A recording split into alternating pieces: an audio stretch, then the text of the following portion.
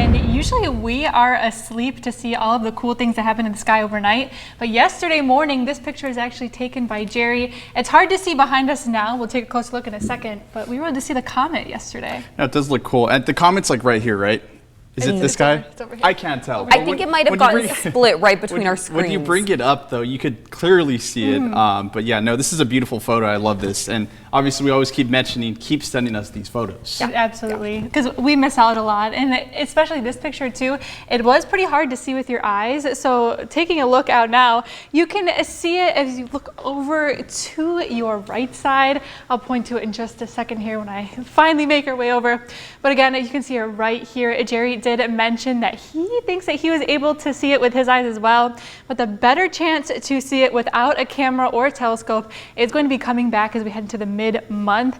Definitely better for viewing, and it is going to be earlier in the evening, so we'll definitely need your photos because we will be asleep, but we would love to share them all with you yet again. And I think tonight there is another chance to possibly see some aurora. Definitely send in your photos if you catch any of those.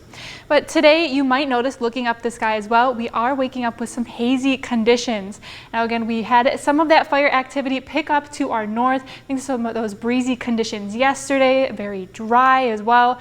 So again, we're waking up with some impacts to our air quality, but as we make our way through today, it's going to remain pretty hazy, and especially as we head into the overnight hours, we could possibly see some clearing. Tomorrow we'll likely see clearing, especially with those breezes picking up, but because it is still going to remain dry, we possibly could see some more activity as well, possibly seeing more smoke as we're heading into this weekend. But current temperatures as we're waking up, maybe heading out the door, 46 over into Medford, 35 into Grants Pass along the coast, seeing your temperatures in the 50s.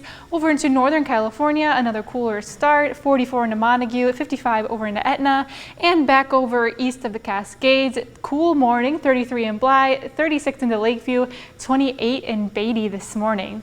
Now today we can expect to see again those bright and sunny skies from the coast all the way over to the east side.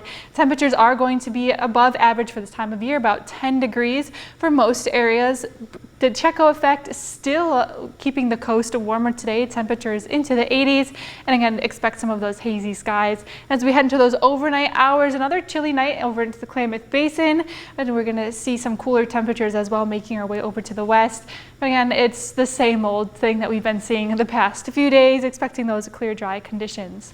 As we make our way into tomorrow, we're having a cold front make its way through, and we can expect to see some of those critical fire conditions. Now, coming a little bit back to this morning, we are waking up with some critical conditions along the coast. Those will be, the red flag warning will be out by 10 a.m. this morning, but we do have a fire weather watch issued for tomorrow.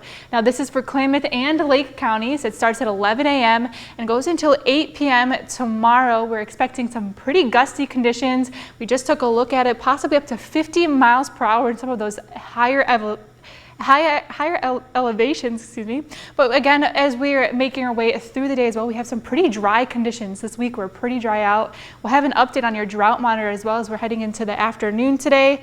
It's dry, so just make sure we are being careful when you're heading outside.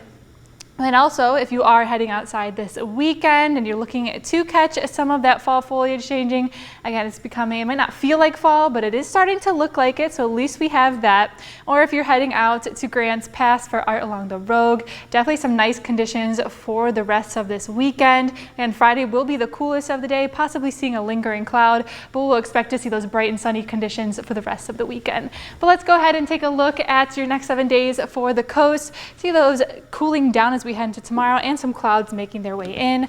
Over into Northern California, breezy conditions for tomorrow, but bright and sunny skies for the next week. Over into the Klamath Basin, very windy and gusty for tomorrow. Saturday and Sunday, bright again, warming back up into the 80s. And over into the mountains, probably one of the cooler areas to be as we're heading into the next week. And finally, back over into the Rogue Valley, making your way back into the 80s and looking at a possible cool down as we head into midweek.